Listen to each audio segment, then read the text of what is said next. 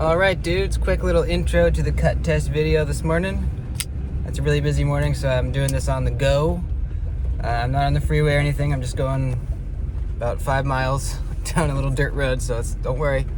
We're cut testing with the Kizer Gemini today. It's kind of an oldie but goodie.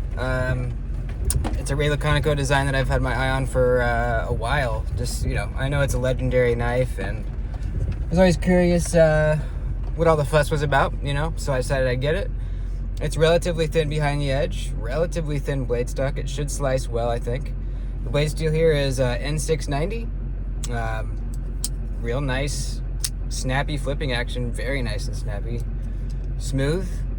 So let's see how it cuts. Let's get into it.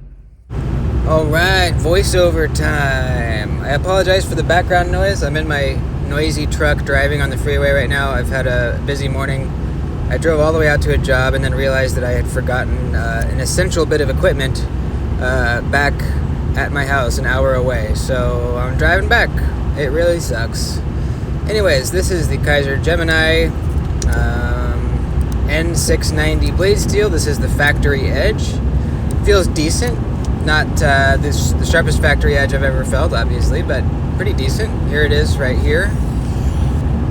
So you can see, going slowly, able to cut the paper very nicely and cleanly. So let's get into it. I actually have nice, fresh, crisp, clean paper this time. Feels great.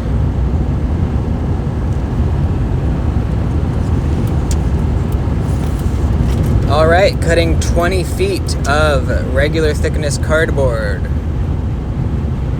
Here we go.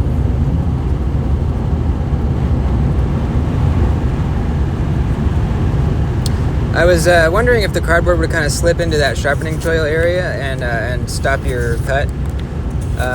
But it actually didn't the entire time, which is I'm a little surprised about. I'm not sure why. I guess just the shape of the blade just doesn't really, the cardboard doesn't really drift in that direction as you're slicing, I guess. Because there's no choke up spot, so you can't stick your finger up in there to kind of block the cardboard from sliding in there. So that was cool. Yeah, no issues there. Also, it's not a super deep sharpening choil. It's actually not a very good sharpening choil. Maybe that's why it's just not very deep.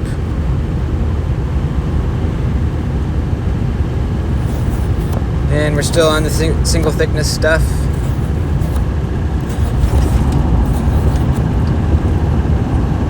I'd say it's slicing decently well. I expected it to maybe slice a little bit better. But it sliced well. It definitely sliced well. It's full flat grind. Pretty thin behind the edge. Blade stock isn't like crazy thin or anything, but it's on the thinner side. This is kind of I really view this as kind of like a very all-around kind of jack-of-all-trades sort of EDC knife.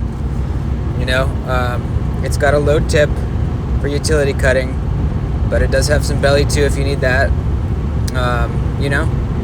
Slicey but not super thin. A little bit of toughness there. Kind of just an all-around good EDC knife. So we're up to the triple thickness cardboard here now, and going through pretty easy. Yeah, not bad at all. Obviously a little bit harder to push through the cuts than the regular cardboard, but still going through. It's not bunching up or anything, cutting nice and clean. Not noticing any major hot spots here yet.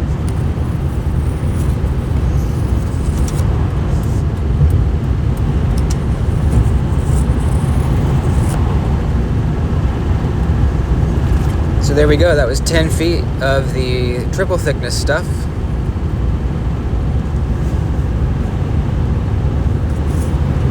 Let's move on to the utility cutting. Probably my favorite part.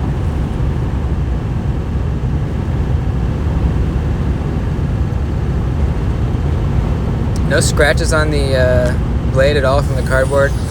Once in a while you'll get a satin finish that will put the cardboard will put like micro scratches into it, which is kind of weird. I don't know if that has to do with the finish or what, but this has a nice stone wash on it, and I didn't notice any markings whatsoever.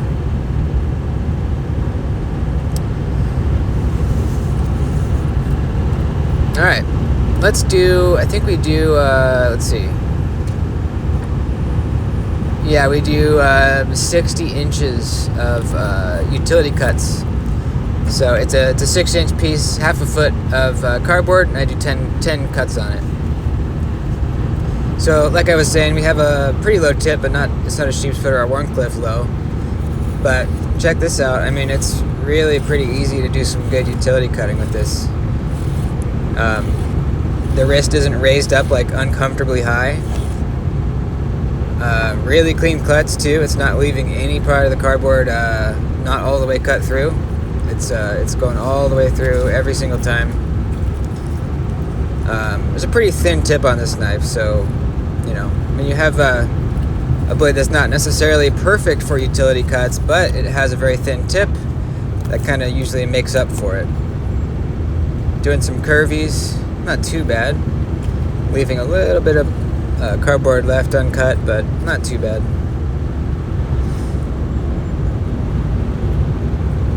Alright, what next?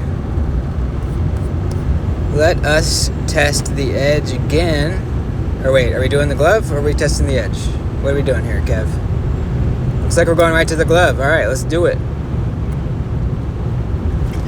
If you guys saw my cut testing of the TRM Shadow yesterday, holy crap on the glove. It was freaking crazy, dude. So this is not going to do that well, but it actually did very, very well. It was, I mean, I won't say close to the Shadow, but this did really well with the glove. Just a little bit of drawing through to get it to go all the way through, to cut all the way through. With the Shadow, I literally didn't have to drag it through at all. It was just literally one chop straight down, and it cut cleanly all the way through the glove. It was gnarly, dude. I had never seen a knife cut like that. So this actually did really well on the glove, though. All right, now let's see where our edge is at. Still pretty good. Still able to cleanly cut the paper, so that's pretty good. Not too bad. N690. I like N690 fine. It seems to take a very sharp edge and lasts fairly long.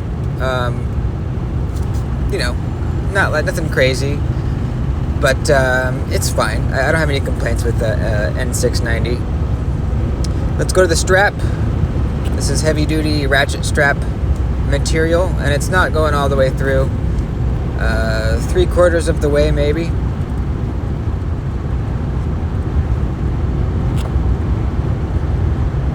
Yeah, almost.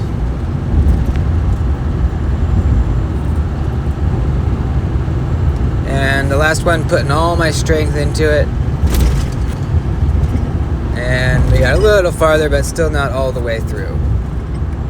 So that's it has to do with, you know, well, a variety of things.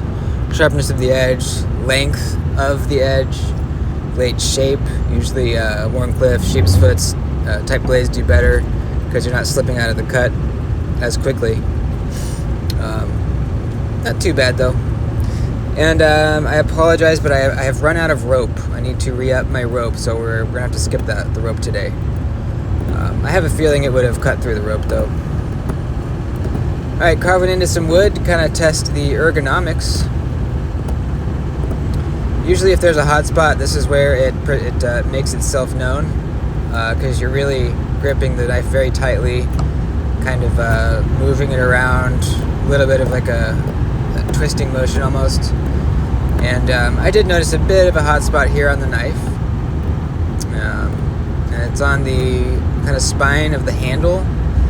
I will point it out here in a second, and in the clip after the cut testing I pointed out a little bit better, but it's this edge right here. It is rounded, but it's not that rounded. It's like, yeah, it's a little sharp right there. So there's that. Didn't really feel the clip too much. I felt that it was there, but it wasn't creating a hot spot really. And where's our edge at now? Alright, the strap and the wood seem to have finally stopped this from cutting through the paper. I feel like there's a little bit of a burr or a little roll or something kind of halfway down the blade, because I'll kind of start the cut and then it just rips the paper at a certain point. So let's drop it up. We're going to do 10 strokes per side, meaning 10 strokes per side on the rough part of the strap, and then we're going to flip the strap over and do 10 strokes per side over there too. It's kind of like a very minimal stropping session. If I spent more time, it would be sharper.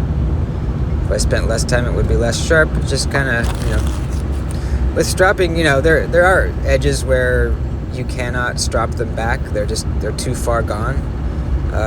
For the testing that I do, for most of the time, starting with a nice sharp factory edge, with this amount of stropping, it should come back to at least paper cutting sharp with this amount of stropping.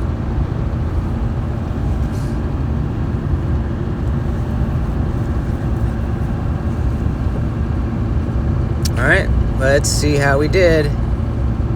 Come on, baby.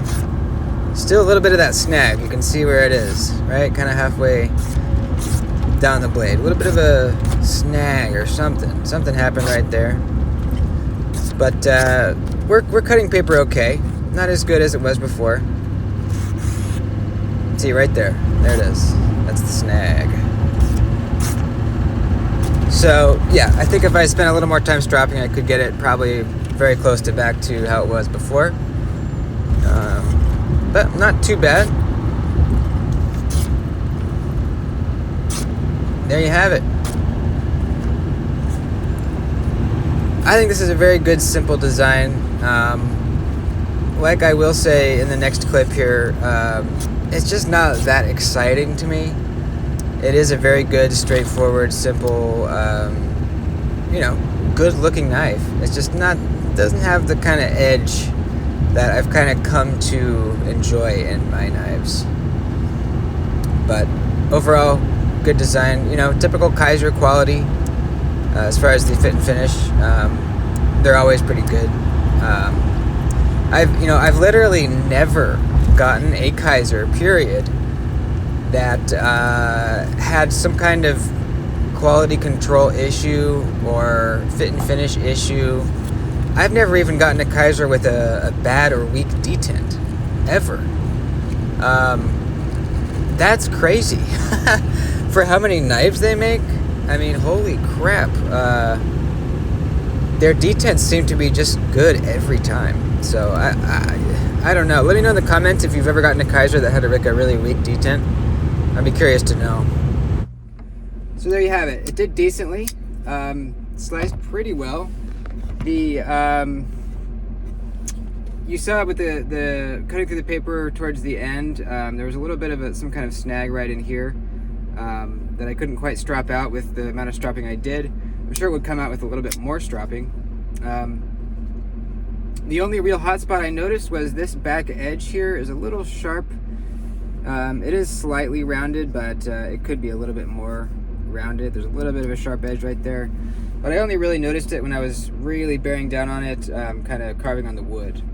So, just light to medium type use, you might not even notice that at all. Aside from that, it's a pretty straightforward knife, I'll be honest, it's not really super exciting to me. It's a little boring. I hate to say that, but there's just not a whole lot going on. One deployment method. The micarta is real nice, though. I like the accented blue hardware. I like the full flat ground blade.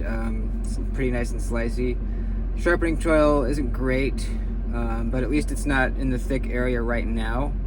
It probably will be in the next time you sharpen it. I like the finish on the blade, so it's a good looking knife. I think it's a really really, actually very good looking knife. There's not a lot going on, but if that's what you're looking for just a simple, reliable, good cutter, this is a pretty good option for about 72, 75 bucks. There you have it. Thanks for watching, dudes. Please like the video before you head out. See you in the next one. Adios.